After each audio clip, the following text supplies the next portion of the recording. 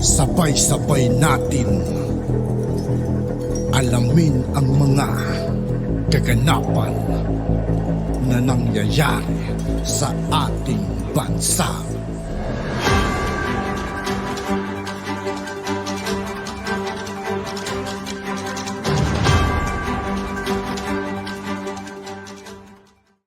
Yo, what's up mga kaibigan? This is I2K po again. Ngayon nandito naman ulit tayo sa channel ni Pinas Viral News. Dito naman ulit tayo magbibigay ng komento at reaksyon. Kaya samahan nyo ako guys. Let's go! O ang nakakagula, kahit kailan hindi mananaig ang kasamaan sa kabutihan. Ito ang balitang magpapaiyak sa mga Marcos loyalists dahil matapos ang 34 na taon, kasong pandarambong na inakusa sa mag-asawa at dating presidente na walang iba kundi si Ferdinand Marcos Sr. at First Lady Imelda Marcos, binasura na ng Sandigang Bayan 2nd Division. Dapat lang talaga ibasura yun mga kaibigan. Kasi sa totoo lang napakaraming nagawa ng ating mahal na Apo Lakay dito sa Pilipinas. Hanggang ngayon pinapakinabangan pa rin natin mga kaibigan. Siya ang may tunay na bayani. Hindi yung Aquino. Pero bago ang lahat mga kababayan, kung bago ka pa lamang sa channel namin, ay huwag mong kalimutang mag-subscribe. Sa lahat ng hindi pa nakasubscribe mga kaibigan kay Pinas Viral News, mag-subscribe na po tayo at huwag nyo rin pong kalimutan mag-subscribe dito sa aking channel. At pakiclick na din ang notification bell para mas maging updated ka palalo sa lahat pa ng bagong videos na i-upload namin. At yun na nga mga kababayan, viral at trending ngayon sa mundo ng social media ang di umano'y balitang sa 45 pahingang nilabas ng 2nd Division ng Korte Suprema, naging isa sa naging desisyon ng mga husgado na ipawalang sala ang unang pamilya. Matapos Good news to mga kaibigan, ito'y napakagandang balita. hindi nakapagbigay ng sapat na ebidensya ang mga complainant para idiin ang nasabing kaso sa dating Pangulong Ferdinand Marcos Sr. At sa unang ginang na walang iba kundi si Imelda Marcos, matapos ibasura ng Supreme Court ang complaint ng Presidential Commission on Good Governance o PCGG na nooy itinatag ni dating Pangulong Cory Aquino para mabawi di umano ang mga ill-gotten wealth ng mag-asawang Marcos. Ngunit nanindigan ang pinakamataas na hukuman na walang sala ang mag-asawang Marcos dahil walang sapat na ebidensya o walang mapakitang matibay na ebidensya ang mga sumbong patungkol sa pandarambong ng pamilyang Marcos. Ayon pa sa naging official report na inilabas ng CNN sa kanilang official website, Sandigan Bayan Junks Ill-Gotten Wealth Case versus Marcos Sr. Others by CNN Philippine Staff, published June 28, 2023, 6:38 a.m. Metro Manila, CNN Philippines, June 28, the Sandigan Bayan 2nd Division has dismissed the ill-gotten wealth case filed against the late President Ferdinand Marcos Sr. and his wife Imelda and their alleged associates. Malamang mga kaibigan yung mga anti-Marcos dito mag-iiyakan na naman. Ano na mga anti-Marcos? Ayan o, pruweba.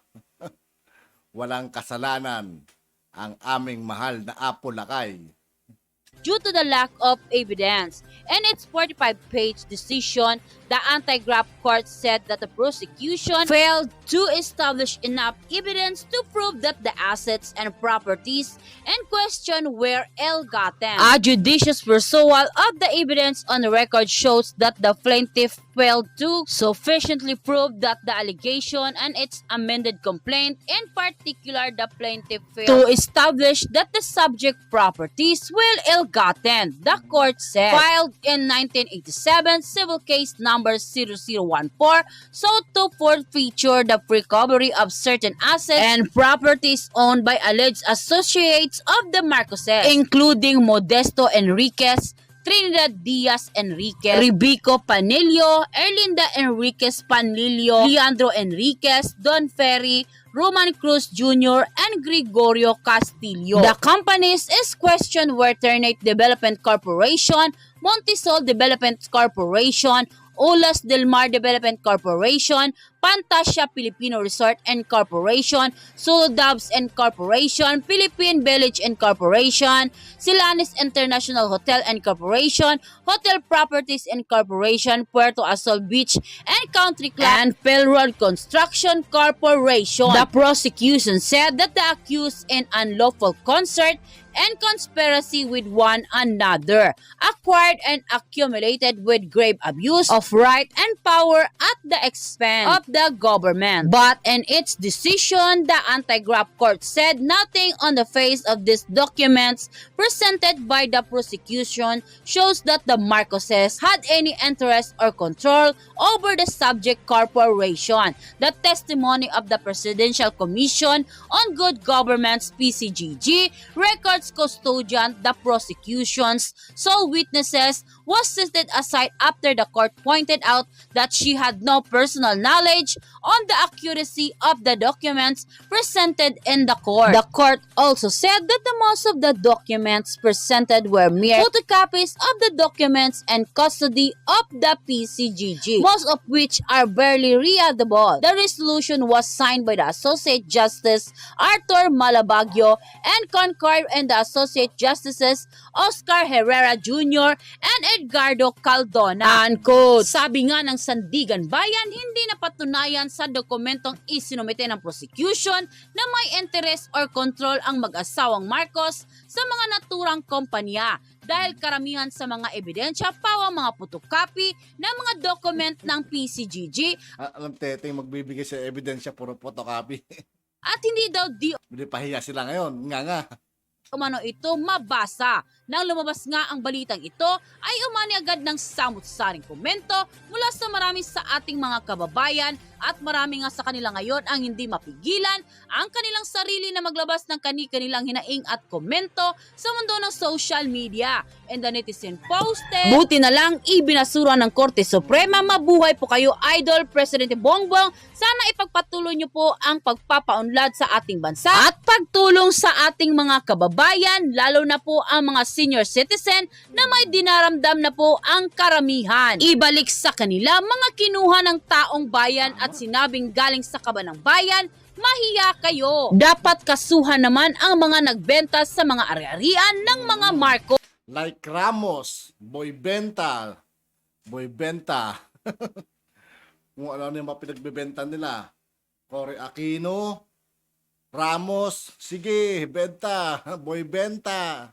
Tapos bandang huli, isisisi kay Apo Lakay. Ang lalakas ng tama. Dapat kasuhan din ang PCGG at mga Aquinong dilawan, 10 ng kasabwat nila, lalo na sa pagpuslit ng tinoladang ginto ng mga Marcos. Ano na mga dilawan at pinklawan, pag talagang naninira lang ay walang pupuntahan.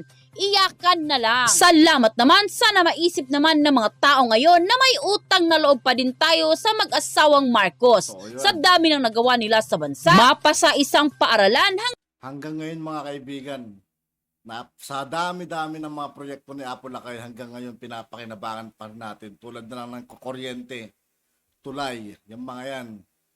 hanggang sa mga ospital at sa mga nagpatayong mga building.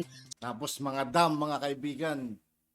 Sobrang dami talaga, pati mga kalsada na mapahanggang ngayon mapapakinabangan natin at hindi mga substandard. Tama si Madam Imelda Marcos na may divine justice. Mabuhay ang pamilyang Marcos. End quote. Kung hindi maganda ang produksyon ng agrikultura, ay hindi natin mapapaganda ang ekonomiya. Dahil nga naman, kung hindi mo maipakain ang sarili ninyong mga kababayan, ay paano nyo pagtatrabahuhin, paano nyo pag-aaralin yung mga bata, kung hindi ito ay nabibigyan ng sapat na pagkain. Kaya po, naging prioridad ang agrikultura. All heard the issues of food supply, of food prices, of supply chain problems. And these are all of the things that we have to overcome.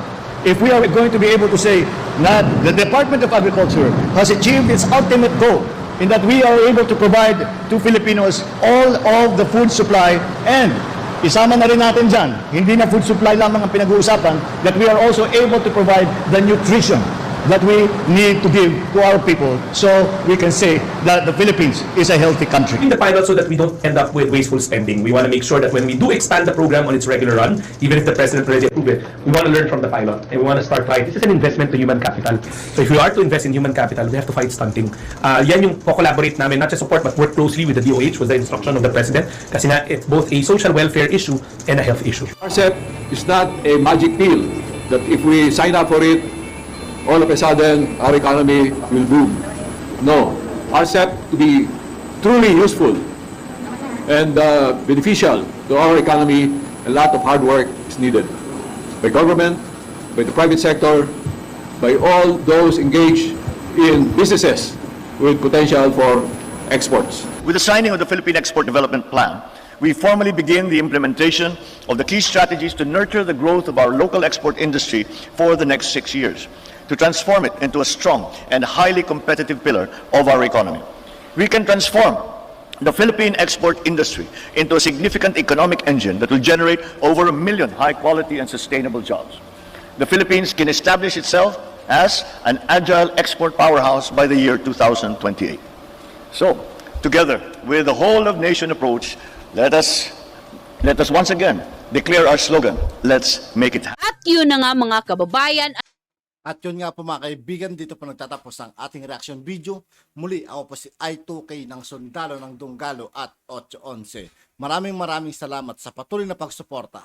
Yeah, peace out.